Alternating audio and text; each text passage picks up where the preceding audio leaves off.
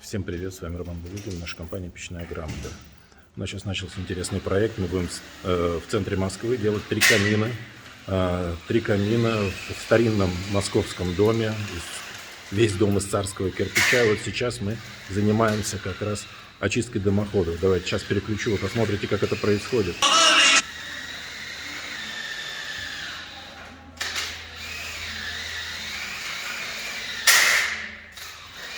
Посмотрите, какой интересный процесс.